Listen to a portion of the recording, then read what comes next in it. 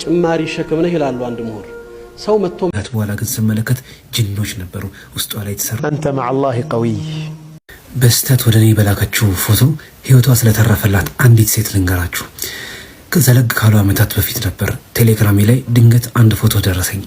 ስመለከተው በመላጭ የተተረተረ እጅና የሚፈስ ደም ነበር።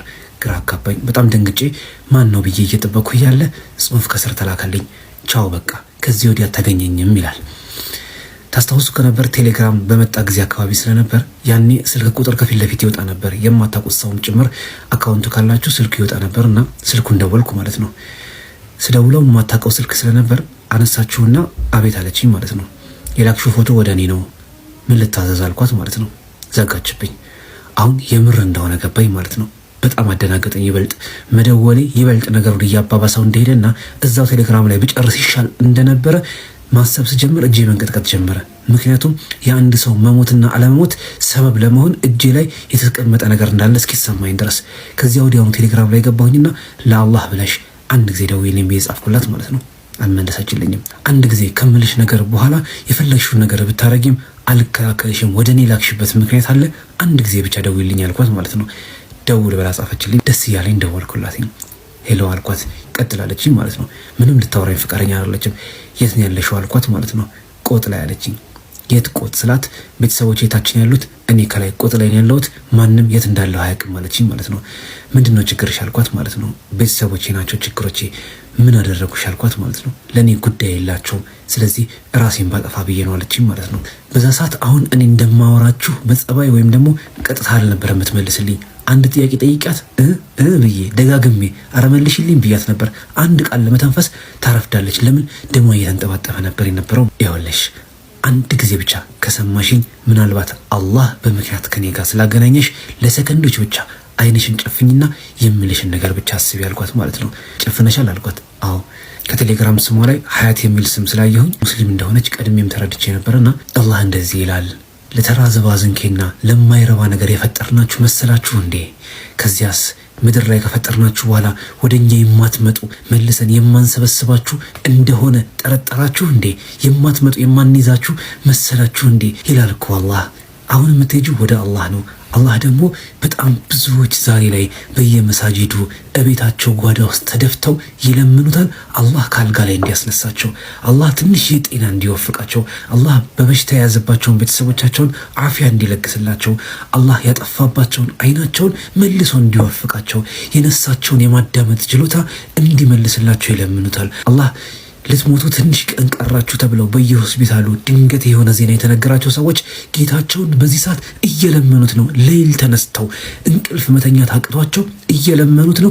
እባክህን ጌታዬ መሞት አልፈልግም፣ እድሜን አረዝምልኝ እያሉ እድሜን ካረዘምክልኝ እድሜ ልክ ላንተ እገዛለሁ፣ እባክህ ለልጆች ያኑረኝ፣ እባክህ ለእናት አባት ያኑረኝ፣ እባክህ ለቤተሰቦች ያኑረኝ፣ እባክህ አንተን ተገዝቼ ወደ አንተ እንድመጣ ትንሽ አኑረኝ፣ ትንሽ እድሜ ጨምርልኝ እያሉ የሚለምኑ እኮ ብዙዎች አሉ አልኳትኝ። ዝም ብላ ታዳምጠኛለች። በዛ ሰዓት ማነች፣ ምንድነች፣ ምን ሆና ነው፣ ለምንድን ነው እንደምታደርገው ምንም ስለማላቅ ያለኝ መሀላችን ያለው አንድ ግራውንድ አላህ ብቻ ነው። ስለሱ ብቻ ነገር ነው አላህ ቀልቧን እንዲመልስላት ማድረግ የምችለው። አሁን በቃላት ላስታውሳቸው የማልችላቸውን ረጅም ነገሮች አወራኋት ማለት ነው። ዝም ብላ አዳመጠችኝና አለሽ አልኳት። አዎ አለችኝ።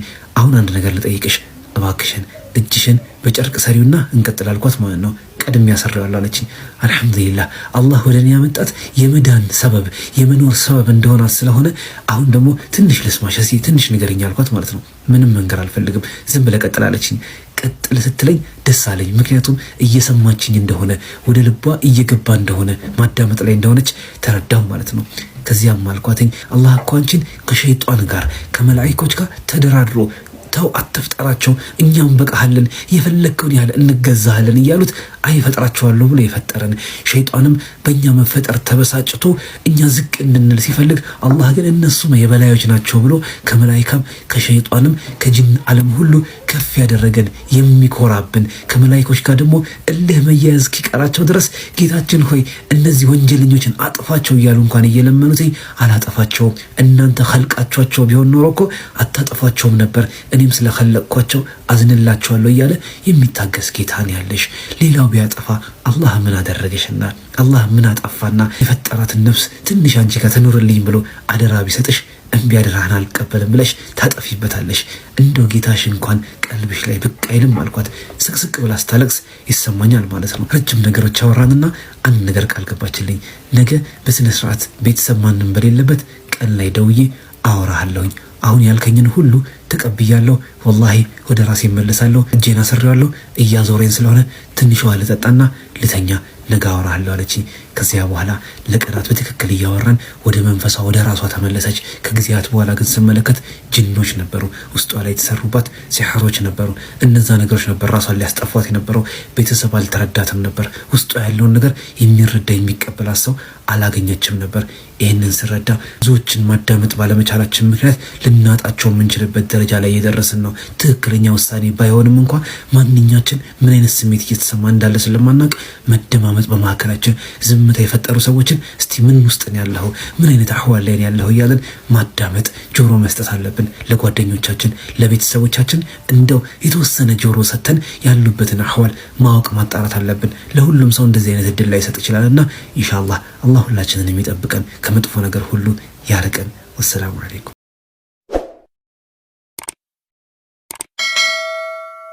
ሁሉ እውነትን ሊደብቅ ቢንቀሳቀስ ሁሉም እንደሌለ ቢቆጥረ አንተ مع الله قوي ብቻህን ደካማ ነህ። አላህን ይዘህ ግን ጠንካራ ነህ።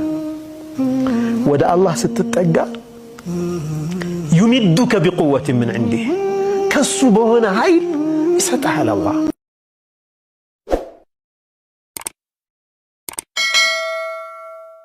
በምድር ላይ መተህ አንዳች መልካም ነገርን መጨመር ካልቻልክ አንተ ጭማሪ ሸክም ነህ ይላሉ አንድ ምሁር።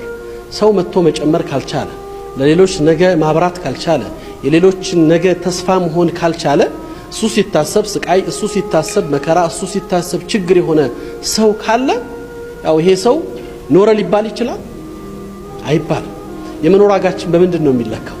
አመቸም ዛሬ ዘመኑ ተለውጦ በፎሎወር ልንል እንችላለን፣ ወይ በምንይዘው ቆርቆሮ መኪና፣ ወይ ደግሞ በገነባነው ህንጻ። ሰው በሰውነቱ ነው ሊለካ የሚችለው። ሰውን ግንብ አይገልጸውም፣ ሰውን ቆርቆሮ አይገልጸውም፣ ሰውን ፎሎወር አይገልጸውም። የኛ ማንነት ውስጣዊ ማንነታችንና ሰውነታችን ነው እኛን ከፍ የሚያደርገን። በምድርም ላይ ስንኖር በዛም ሀገር ስንሻገር እንደ አማኝ ማህበረሰብ ነጋችንን የተሻለ ሊያደርግልን የሚችል አስቀምጠነው የምናልፈው አሻራ በምድር ላይ የምንተወው ፈገግታ ነው።